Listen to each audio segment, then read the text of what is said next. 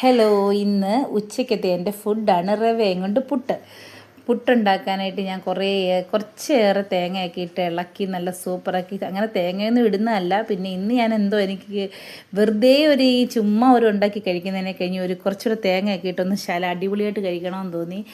അങ്ങനെ നമ്മുടെ പുട്ട് ആവി വന്നിങ്ങനെ തള്ളി അടിപൊളിയായിട്ട് വന്നുകൊണ്ടിരിക്കുകയാണ്. ആ റവയൊക്കെ വെന്ത് നല്ല മണമൊക്കെ നല്ല സെറ്റായിട്ട് മൂക്കിലിട്ടടിച്ചപ്പോഴത്തേനും അങ്ങ് കയറാൻ തുടങ്ങി അങ്ങ് കഴിക്കാനായിട്ട്. അപ്പോൾ ഇതിന് നമ്മൾ നല്ല അടിപൊളി പീസ് മീൻ കറി വെച്ചിരിപ്പുണ്ട്. നല്ല അടിപൊളി മീൻകറി. ആ മീൻകറിയും കൂടി ആ പുട്ടിൻ്റെ മണ്ടയ്ക്കോട്ട് ഇങ്ങനെ ഇട്ടിട്ട് അങ്ങോട്ട് ഞെരടി ഇളക്കി നല്ല അടിപൊളി സൂപ്പറിൽ അങ്ങോട്ട് കഴിക്കാൻ പോവുകയാണ്.